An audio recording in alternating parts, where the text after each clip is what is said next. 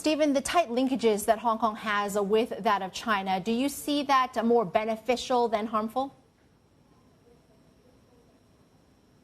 No, I don't. I mean, it has been for quite some time, but as China has moved to a slower growth trajectory, Emily, over the past dozen years, Hong Kong has moved in lockstep with China. And I think going forward, again, I just go back to your previous comments on the OEC downgrade.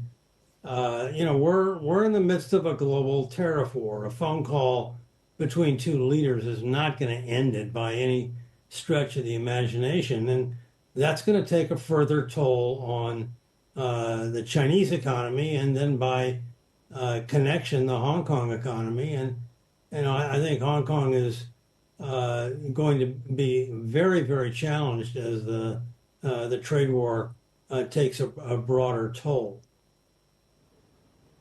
You don't have any optimism towards this potential phone call? We've heard now from 3 government officials that the leaders are going to be talking soon. Most recently, it was the press secretary, Leavitt. Yeah, well, look, I would have to say of all the official spokespeople around the world who speak on behalf of their governments, she has the least credibility of any of them, and so I would certainly not take her word or her promise as a ray of hope as to what is going to happen in a leader-to-leader phone call. Nor would I take her views on the so-called agreement that was reached in Geneva. There was no agreement reached in Geneva.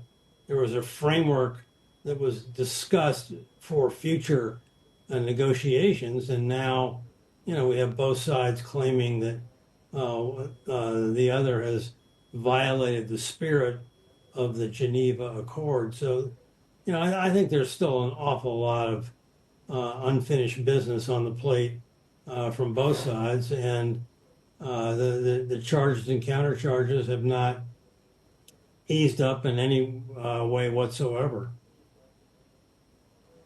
Today is June the 4th here in Hong Kong, and a statement was issued by the Secretary of State, Marco Rubio. If I can read some of that for you, he says, "Today we commemorate the bravery of the Chinese people who were killed as they tried to exercise their fundamental freedoms, as well as continue to suffer persecution as they seek accountability and justice for the events of June the 4th, 1989. Now, here in Hong Kong, the annual candlelight vigils to memorialize this no longer take place because of the national security law.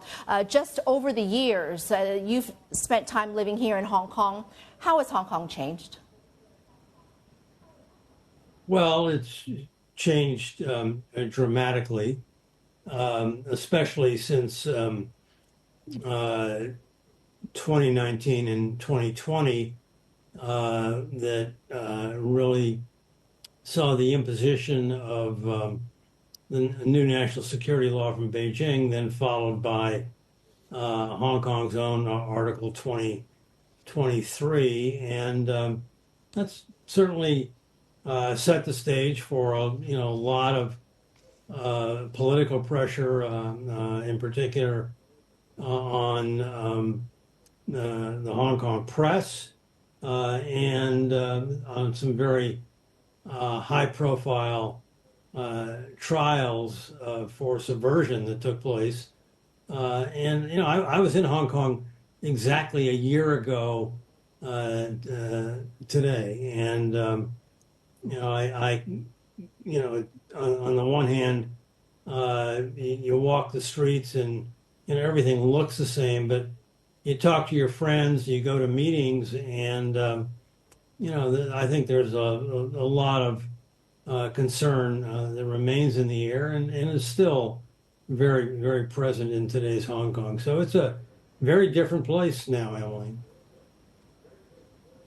You say you were here in Hong Kong about a year ago. What would bring you back to the city? Do you still come to visit? Yeah, I love Hong Kong. Lived there, worked there, and have a lot of good friends there. Have a lot of interest in Hong Kong. I was not